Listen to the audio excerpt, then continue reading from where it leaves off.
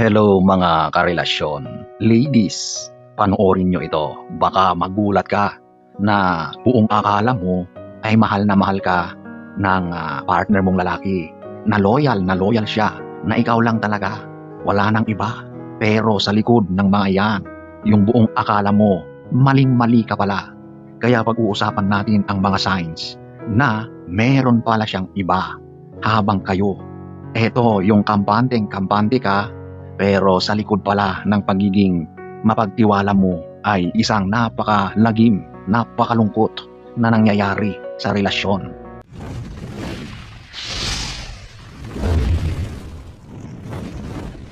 Whoops, disclaimer, hindi ko sinasabi na lahat ito ay ginagawa ng mga lalaki. Pero yung mga mahuhusay, yung mga talagang mapaglaro, yung mga expert sa pagloloko, ang mga ito ay kanilang ginagawa.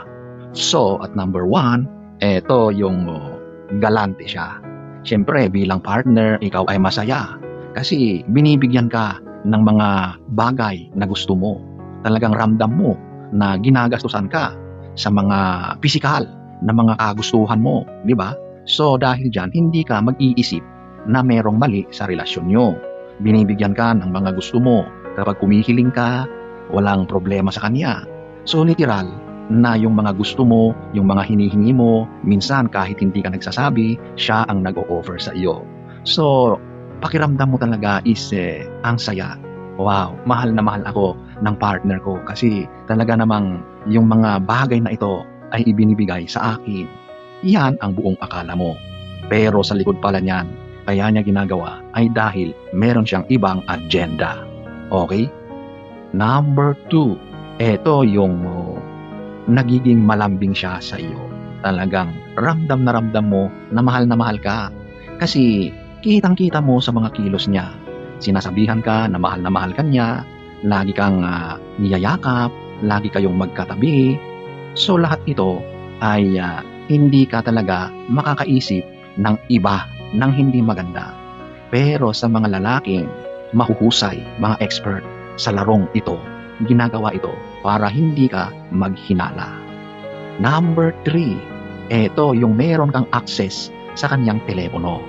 Siyempre, bilang kayo ay nagmamahalan, ipinaparamdam niya sa iyo na eto, wala akong itinatago, magtiwala ka sa akin.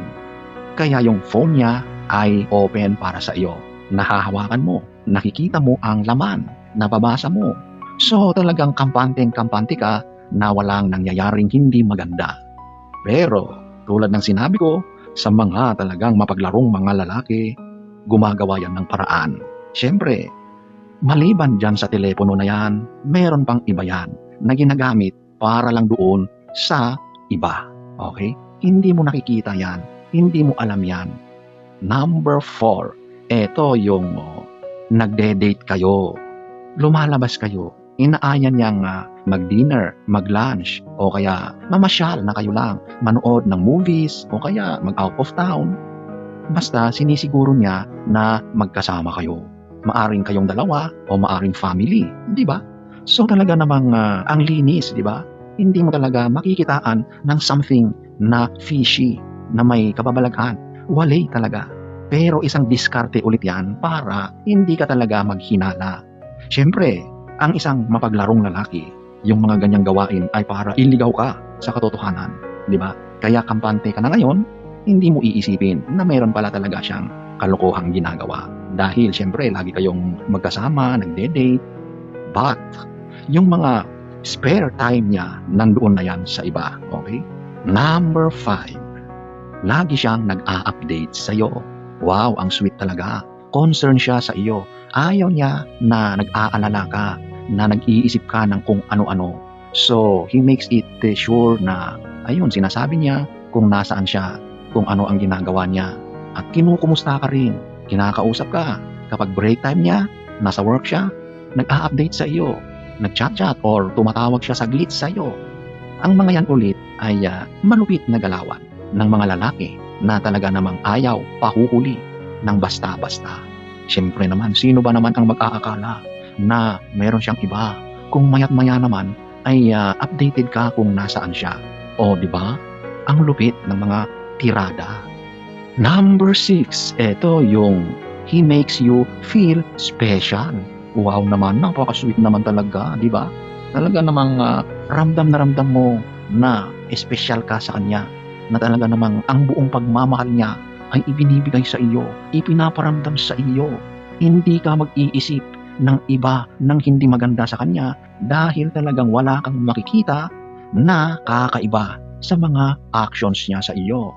Pero ang mga lalaki na malupit sa mga galawang babaero, isa ito sa kanilang talaga namang na-master na gawain para iligaw ka sa katotohanan. Number 7, mayroon siyang oras para sa iyo. Isa ito sa madalas sanhi ng away o inirereklamo ng mga magkakarelasyon na wala ka ng oras sa akin, kaya ayaw ko na, o kaya nag-aaway na kayo, nagiging sanhi ng hindi pagkakaunawaan. Pero itong lalaking ito, talaga namang pagdating sa oras, may oras siya.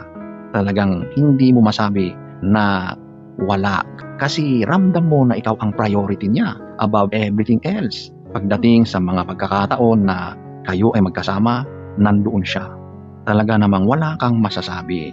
Pero hindi mo alam na hindi lahat ng oras na yan ay tunay na para sa iyo.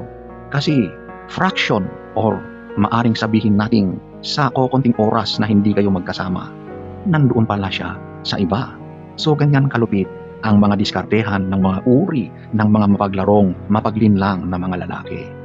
Number 8, eto yung tandang-tanda niya, alam na alam niya ang mga mahalagang araw, dates ng relasyon nyo bilang magkarelasyon. Yung mga birthdays, anniversaries, at kung ano-ano pang mga mahalagang araw na espesyal sa inyong dalawa. Pero diskarte ulit yan para iligaw ka, di ba?